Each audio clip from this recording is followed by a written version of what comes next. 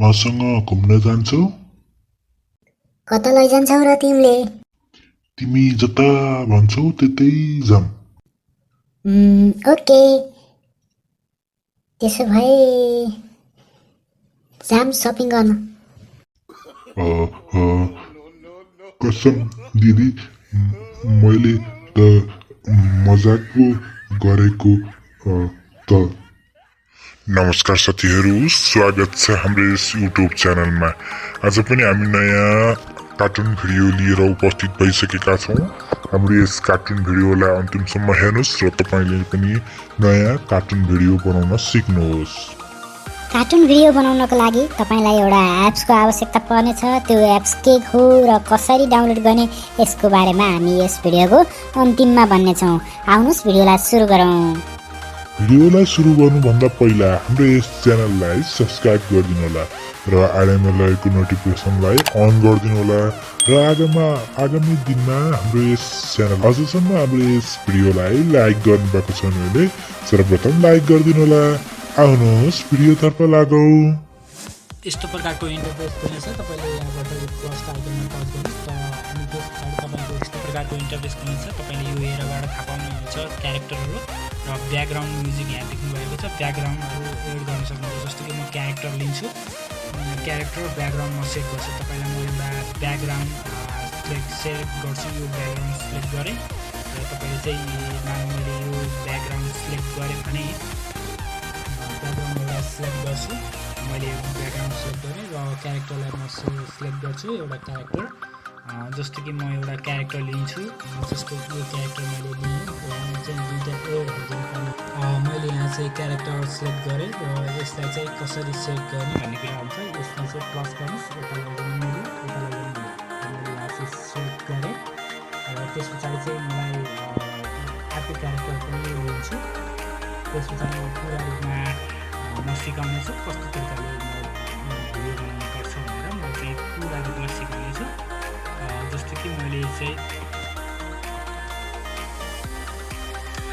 यस character लिइसकेको छु र अब म तपाईँलाई चाहिँ यसबारे म सिकाउनेछु कसरी भिडियो बनाउनु भनेर। तपाईँले यो आफ्नो क्यारेक्टर चाहिने यो प्लसको आइकनबाट बनाउन सक्नुहुन्छ। यो प्लसको आइकन छ, यहाँबाट क्यारेक्टरहरू लिन सक्नुहुन्छ। जस्तो तपाईँले अब क्यारेक्टर नभए म लिइदिन्छु, अर्को क्यारेक्टर पनि म लिन्छु र मैले यहाँ अर्को क्यारेक्टर पनि लिइसकेको छु। मैले यहाँ चाहिँ यसरी राख्छु र तपाईँले चाहिँ अब डायलगको लागि केही डायलग खोज्न सक्नुहुन्छ। तपाईँले चाहिँ के को बारेमा बनाउँदै हुनुहुन्छ। म चाहिँ यहाँ एउटा श्रीमान र श्रीमती बिचको कुराकानी बनाउन गइरहेको छु।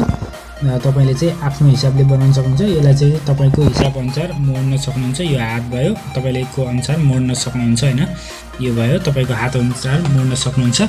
र अब यो रह्यो त यो सामान्य कुराहरू रह्यो। यो बारेमा त तपाईँले यहाँबाट सिक्दै जानुहुन्छ र कतातिर लाने के गर्ने। अब यो अगाडि सानो छ भने यस्तै सानो सक्नुहुन्छ, पछाडि लान्छ भने यसो यता फर्काउन सजिलो, एकदम सजिलो छ।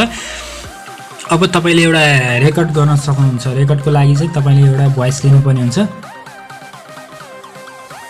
अब म श्रीमानको भोइस रेकर्ड गर्छु। एउटा म डायलग भन्छु, श्रीमानको एउटा डायलग भन्छु। त्यस पछाडि म श्रीमतीको एउटा डायलग गर्छु। म यसलाई यो क्यारेक्टरहरूको दुईवटा श्रीमान र श्रीमती बनाएको छु। मैले दुईवटा क्यारेक्टर लिएको छु। म श्रीमानको डायलग बोल्छु।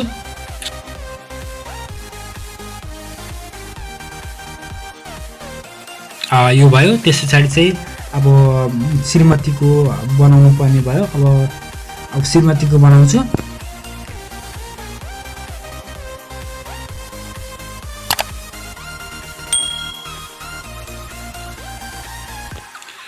अब त्यस पछाडि चाहिँ यो भयो, दुईटाको सकियो। तपाईँले अब यो भोइस फेरि एड गर्नु पऱ्यो भने तपाईँले एड फ्रेम भन्नेमा चाहिँ क्लिक गर्नुहोस् र सेकेन्ड भोइस लिन सक्नुहुन्छ।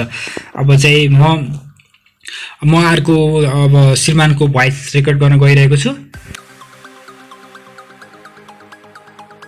अब यो भयो, यो यस्तो प्रकारको भयो।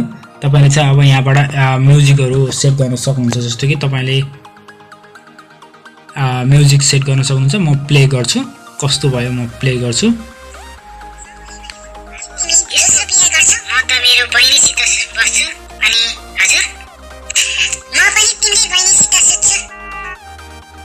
तपाईँले चाहिँ यसरी बनाउन सक्नुहुन्छ। यहाँ धेरै मेहनत गर्नुभयो भने सजिलोसँग बन्छ, तपाईँले बनाउन सक्नुहुन्छ। मैले चाहिँ खासै धेरै मेहनत गरिनँ, तपाईँलाई देखाउनको लागि मात्र सिर्फ यस्तो गरेँ र तपाईँले चाहिँ यहाँबाट बनाउन सक्नुहुन्छ। र अब तपाईँले भिडियो सेभ गर्न सक्नुहुन्छ। यहाँबाट तपाईँले चाहिँ यहाँबाट भिडियो सेभ गर्न सक्नुहुन्छ। तपाईँले यहाँ चाहिँ नाम लेख्न सक्नुहुन्छ, तपाईँको कुन भिडियोसँग सम्बन्धित छ तपाईँले यहाँ नाम लेख्न सक्नुहुन्छ र डन गर्नुहोस् र चाहिँ नेक्स्ट गरिदिनुहोस् र त्यस पछाडि चाहिँ पोस्ट गरिदिनुहोस् र त्यस पछाडि चाहिँ यहाँ सेभ भयो। तपाईँको मोबाइलमा चाहिँ यस्तो प्रकारले सेभ हुन्छ र तपाईँले चाहिँ सेभ गर्न सक्नुहुन्छ। र तपाईँलाई लाग्छ होला यो कुन एप्स हो भन्ने बारेमा तपाईँलाई जिज्ञासा भइसकेको छ होला। तपाईँलाई चाहिँ म प्ले स्टोरमा जानुहोस् र तपाईँले चाहिँ टाइप गर्नुहोस् TWEEN ड्राइभ गर्नुहोस् TWEEN यो रहेको छ। तपाईँले मैले यहाँ स्क्रिनमा देखाइरहेको छु, यस्तो प्रकारको आइकन आउनेछ। तपाईँले चाहिँ यसलाई चाहिँ डाउनलोड गर्न सक्नुहुन्छ। तपाईँलाई यस भिडियो कस्तो लाग्यो सुझाव सल्लाह प्रतिक्रिया दिन नभुल्नुहोला। नमस्ते, तपाईँको दिन शुभ रहोस्।